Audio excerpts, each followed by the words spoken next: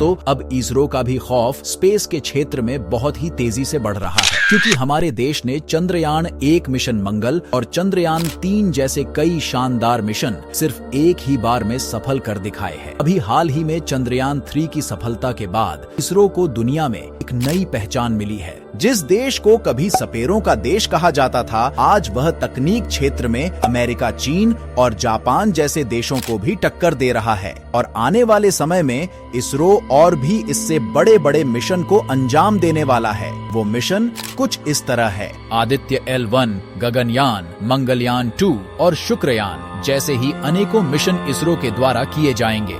आज हम इसरो के आदित्य L1 मिशन के बारे में कुछ चर्चा करेंगे, तो चलिए बिना टाइम वेस्ट किए आज की इस धमाकेदार वीडियो को शुरू करते हैं। तो बेसिकली आदित्य L1 एक ऐसा मिशन है जिससे इंडियन स्पेस रिसर्च ऑर्गेनाइजेशन यानी कि इसरो पहली बार सन की स्टडी करे। यह बात आज तक दुनिया की किसी भी स्पेस एजेंसी को नहीं पता चल पाया है कि क्यों सूर्य को सतह का टेम्परेचर 5720 डिग्री सेल्सियस है, जबकि उसकी ऊपरी हिस्से का तापमान उसकी सतह से भी कई गुना ज्यादा है। और कुछ इसी तरह के अनोखे और आश्चर्यजनक प्रश्नों के उत्तर जानने के लिए इसरो यह मिशन लॉन्च करेगा। आइए जानते हैं कि कौन कौन सा देश अभी तक सूर्य पर सफल पहुंच पाए हैं। तो वह सिर्फ एक देश है और वह है अमेरिका।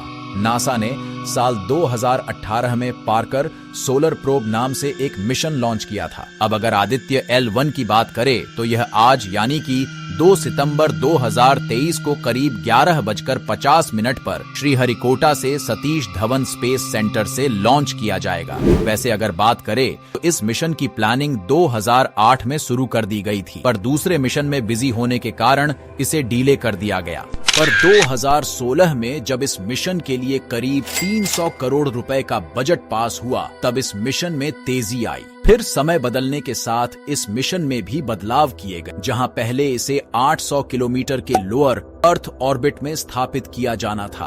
पर वैज्ञानिकों ने जाना कि अगर इसे सूर्य के L1 पॉइंट में स्थापित किया जाए, जिससे यह सूर्य की अच्छे से और सटीक जानकारी ले पाए, और इसीलिए प्लान में बदलाव के कारण इस मिशन को आदित्य से आदित्य L1 नाम दिया गया। दरअसल L1 पॉइंट वह जगह होती है जहां सैटेलाइट ग्रेविटेशनल फोर्स महसूस नहीं करती है। आदित्य L1 का मेन काम सोलर कोरोना को स्टडी करने के साथ साथ सन को लेयर्स के बारे में स्टडी करना है। इस सैटेलाइट में फोटोस्फेयर और क्रोमोस्फेयर के बारे में जानकारी जोड़ने के लिए डिवाइस भी लगी है। इस मिशन का मेन मकसद है कि हम ब्रह्मांड के बारे में अधिक से अधिक जानकारी ले सके। और अगर हमें जानना है कि यह ब्रह्मांड कैसे चलता है, तो उससे पहले हमें सूर्य के बारे में जानकारी इकट्ठी करनी होगी। इस मिशन के बाद विज्ञान जगत में भारत के तरफ से एक और सर्वोपरि योगदान होगा। इस मिशन के जरिए भारत के वैज्ञानिक को वो सब पता चल पाए जो अभी तक राज है। और यह मिशन